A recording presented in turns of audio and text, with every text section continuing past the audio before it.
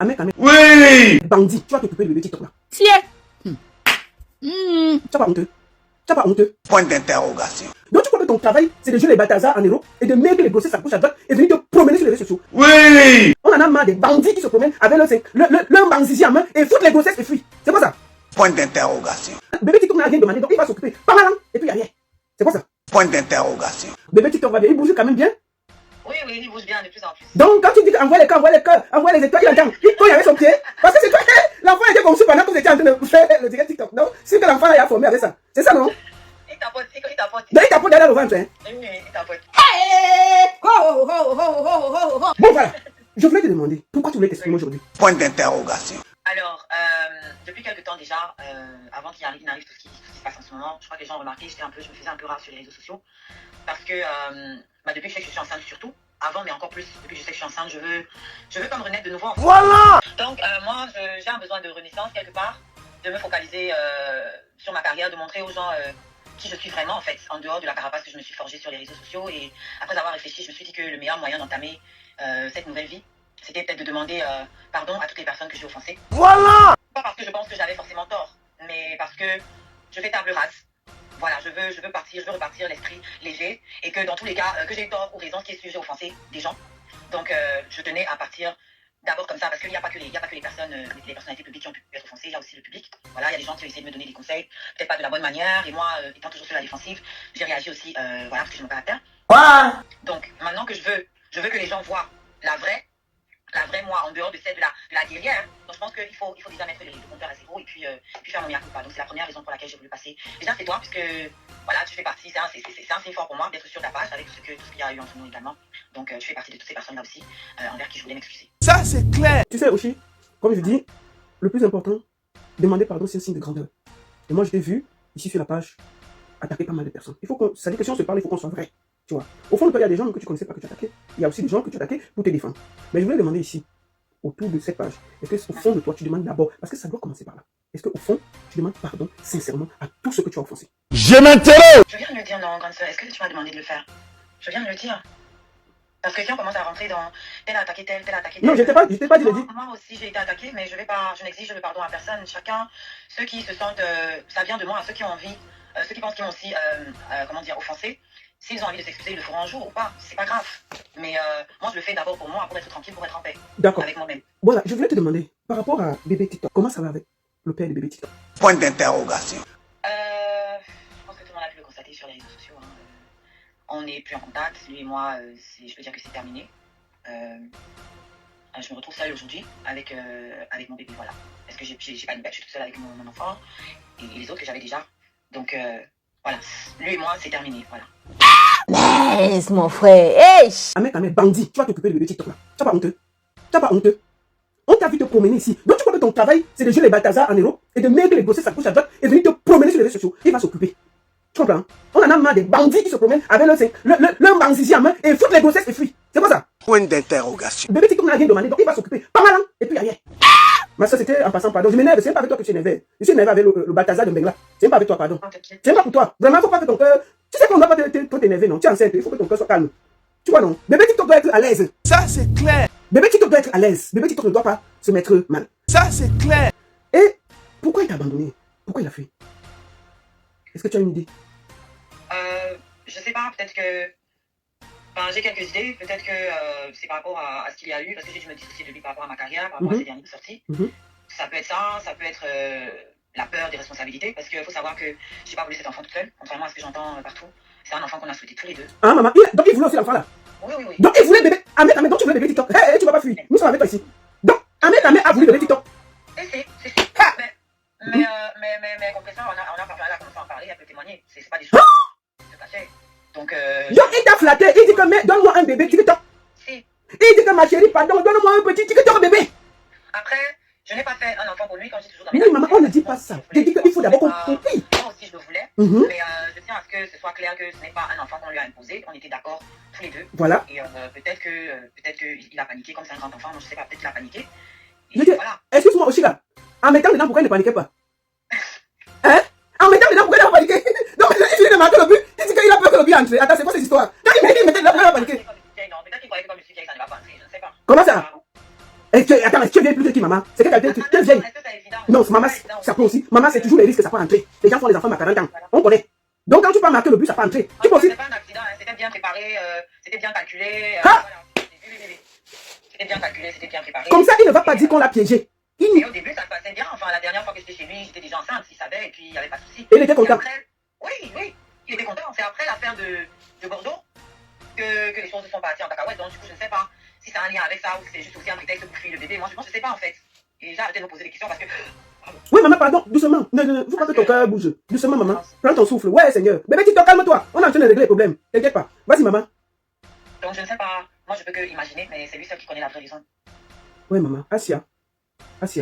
Maintenant, qu'est-ce que tu souhaites exactement? Et parce que moi, j'ai vu, tu reçois énormément d'insultes. Vraiment, moi, je suis choqué à quel point les gens ont l'énergie d'insulter les êtres humains comme ça. Je suis désolé de le dire. Comment tout d'un coup, toi, Oshiga? Parce que je t'ai rencontré une fois dans ma vie. Je tiens à le dire ici aux gens. Je t'avais rencontré avant le Zénith de Valsero. Je suis venu pour vendre les t-shirts et les casquettes et les tickets à une marche. Et je crois que c'est ce jour-là que tu m'avais approché. Tu t'es présenté, tu as dit, je m'appelle Oshiga, je suis une chanteuse. Voici mon CD. Je crois que tu m'avais donné un single. Et tu m'as dit, ma soeur, c'est mon single, je suis pas encore connue, voilà, je chante comme ça. Écoute aussi, vraiment, si tu peux voir comment tu peux me lancer et tout. Et je me rappelle ce jour, tu étais allé marcher pour les Camerounais. C'est-à-dire que pour qu'il y ait l'eau, l'électricité, pour que ça change au Cameroun. Comment celle qui, étant un héros, se soucie de ceux qui sont en Afrique, a pu changer et être cette Oshiga détestée aujourd'hui? Qu'est-ce qui s'est passé dans ta vie? Je comprends pas. Je pense d'abord à la frustration. Frustration de me retrouver un peu toute seule à gérer mon art. Et ensuite, j'ai rencontré Amer Kamer et j'ai ramassé tous ses ennemis en fait. Moi, j'étais amoureuse et je suis quelqu'un de loyal. On ne s'attaque pas à mes gens. Donc, j'ai souvent acheté ses problèmes. Je pense que tout le monde l'a vu ici. J'ai souvent acheté ses problèmes. Je me suis souvent mise devant quand il avait ses trucs avec les gens. Je venais le défendre. Et du coup, je me ramassais ses ennemis. Et même quand je ne m'en mêlais pas non plus, les gens qui n'arrivaient pas à l'atteindre allaient m'attaquer moi. Vous avez vu ça avec les Ivoiriens et avec plein d'autres, même nos compatriotes. Je me suis fait agresser 2 fois. C'était toujours par rapport à Amer Kamer. Donc, je ne vais pas dire qu'avant lui, je ne clashais pas. Si, je clashais pour X et Y raisons. C'est pour ça que j'ai commencé par parler de la frustration que j'avais aussi de travailler et de ne pas avoir le soutien des personnes pour qui je marchais, d'être mise de côté. Donc, j'ai été frustrée. Et à ça, c'est rajouté Amer Kamer. Donc, quand il s'est rajouté, j'avais déjà mes combats aussi. Où j'ai dû me forger ma carapace, voilà. Et j'ai aussi embrassé ses ennemis. Il fallait me défendre. Donc, je suis rentrée dans un engrenage où il fallait se montrer forte. J'ai endossé une carapace où il fallait me défendre aussi.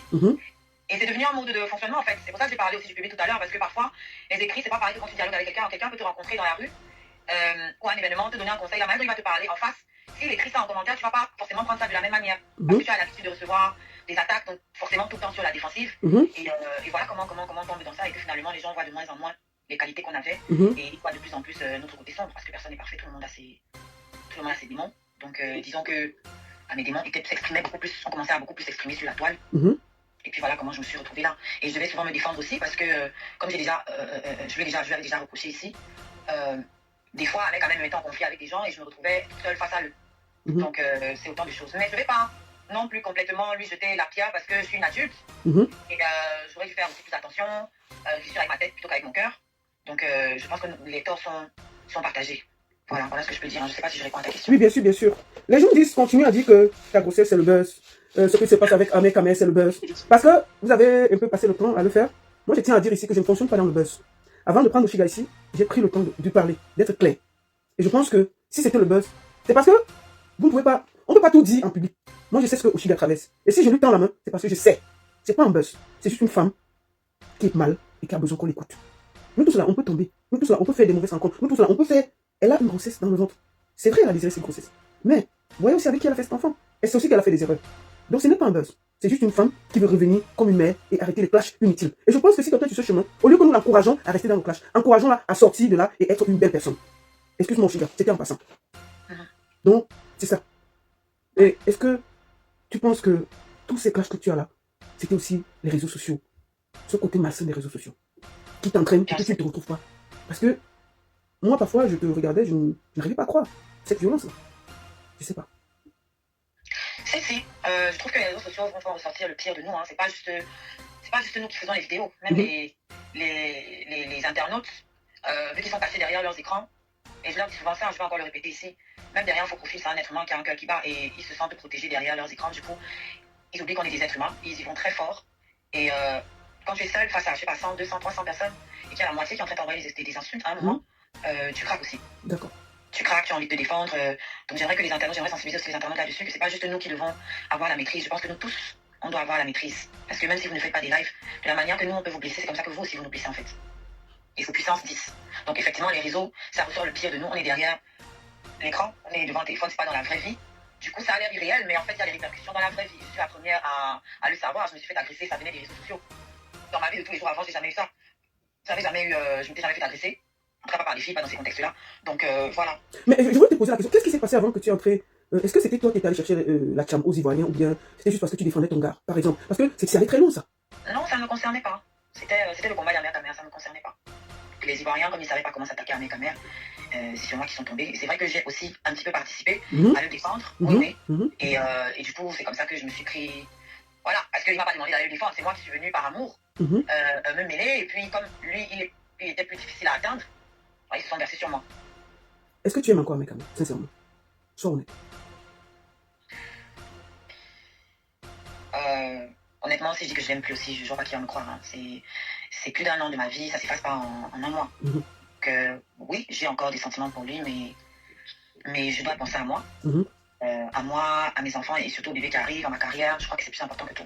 Les fans, allez sur Play Store ou App Store, téléchargez votre application TapTapSense. TapTapSense qui est comme une application pour envoyer de l'argent en Afrique sans toutefois vous déplacer. C'est-à-dire avec TapTapSense, vous n'avez plus besoin de vous déplacer, aller dans les banques ou dans les microfinances pour envoyer de l'argent en Afrique. Avec TapTapSense, il suffit juste de télécharger l'application dans votre téléphone, paramétrer, et quand vous paramétrez lors de votre premier envoi, utilisez mon code promo qui est NOSABI. Voilà comment NOSABI s'écrit. NOSABY. Tout en majuscule. C'est le meilleur code promo de TapTapSense. Et lorsque tu utilises mon code promo NOSABI pour ton premier envoi, si tu résides en Europe, tu dois bénéficier de 5 euros. C'est-à-dire, je vais te donner 5 euros. 5 euros. Et si tu résides du côté des États-Unis ou au Canada, tu dois bénéficier de 10 dollars. C'est-à-dire que moi, je vais te donner 10 dollars. 10 dollars pour. Voilà, avec TapTapSense, vous pouvez envoyer n'importe quelle somme d'argent à 2 euros seulement. Comme si c'est 1 milliard, 200 millions, 200, c'est 2 euros seulement. C'est mon resto, je fais un peu mon